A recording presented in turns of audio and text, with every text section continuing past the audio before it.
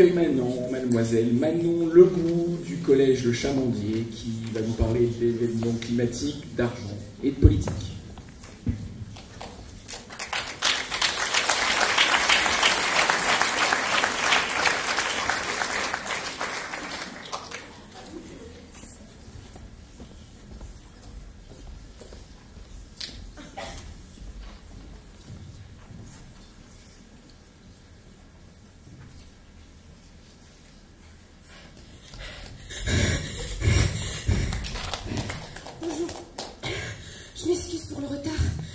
Passer les 24 dernières heures à répéter, à me préparer pour arriver devant vous.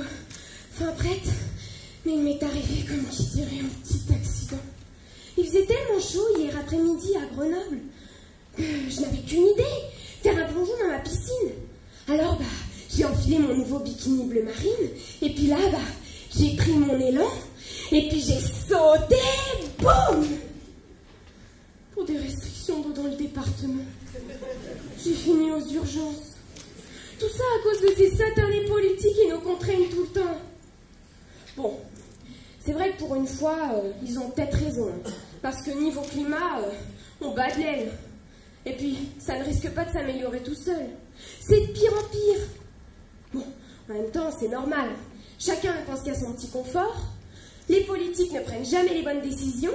Et en plus, la moitié de la population ne se rend pas compte de l'urgence de la situation.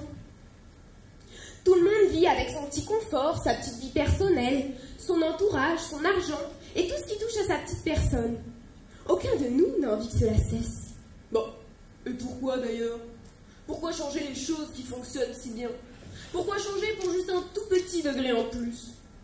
Je suis bien, moi, sur mes skis, dans une station en plein milieu du désert.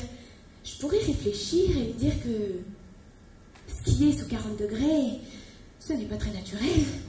Mais bon, j'ai autre chose à penser. Et puis, il faut bien que je m'amuse.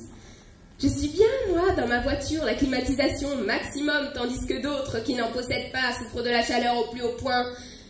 Je pourrais ouvrir la fenêtre. Mais non, ça fait du bruit et ça décoiffe, hors de question. Mais là, où est-il le problème? Le problème, il est qu'aucun de nous n'a envie que cela cesse. Chacun est heureux avec ce qu'il a, mais quand il faut sortir de son petit confort pour aider les autres et la société, il n'y a plus personne. Et puis après, c'est tellement simple de râler sur les politiques. Mais en réalité, c'est nous le problème.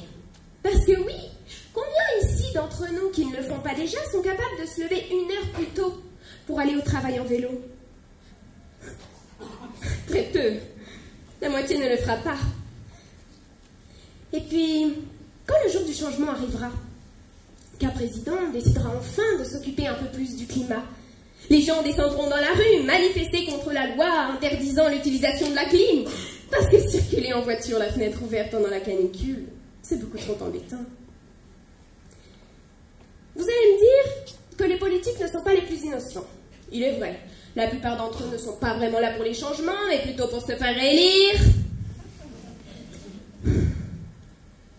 Parce que un homme politique est avant tout un citoyen comme les autres, prêt à tout pour garder son confort, qui est pour eux le pouvoir.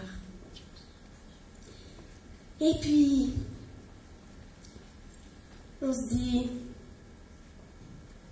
que c'est peut-être à cause de leurs chers électeurs, non?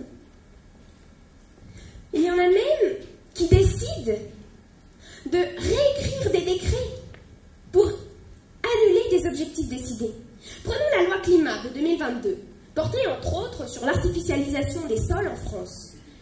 Elle allait jusqu'à une artificialisation nulle entre 2021 et 2031, divisée de moitié. Et elle avait pour but, pour 2050, une artificialisation nulle, appelée ZAN, zéro artificialisation nette. Or, les élus, constatant que la date se rapprochait étrangement rapidement, ont décidé de laisser certaines communes de faible étalement urbain continuer à construire, remettant donc en cause une partie de la loi climat établie en 2022. On ne se rend pas compte de l'urgence de la situation. Ce n'est qu'au moment présent qu'on comprend la chose.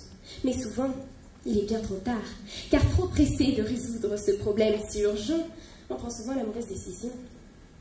Ne vous est-il jamais arrivé d'être confronté à un problème auquel vous n'étiez pas préparé et que vous avez résolu d'une façon où, quelques jours plus tard, vous vouliez revenir en arrière? Mais cette commande retour en arrière, que nous avons tous sur nos ordinateurs et sur nos téléphones portables, n'existe pas dans la vraie vie. C'est ce qu'a vécu cette commune, Miribel-les-Échelles. Durant l'été 2022, leur source a été tarie. Et pour remédier à ce problème, des camions-citernes ont été acheminés de Grenoble jusqu'en Chartreuse à Miribel. Ces mêmes trajets qui ont participé aux émissions de CO2. Ces mêmes trajets qui participeront sûrement cette année à l'assèchement de la source une nouvelle fois. Peut-être les élus auraient-ils pu prévoir ce tarissement un peu plus tôt et construire des canalisations reliées à une autre source pour éviter ce genre d'imprévu qui tôt ou tard finissent par arriver. Aujourd'hui, nous avons beaucoup de choses à changer.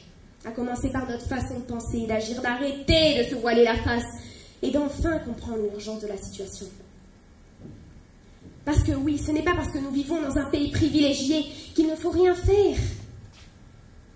L'argent et la politique devraient être au service du changement et pas l'inverse. Et c'est maintenant qu'il faut agir. Il est temps de se remonter les manches. Alors si vous le souhaitez, je vous invite tous chez moi pour remplir ma piscine avec l'eau de pluie récupérée chez vous. Cette fois-ci, personne ne nous empêchera de nous baigner. Quoique, je ferais peut-être mieux de l'utiliser pour mon potager. Merci.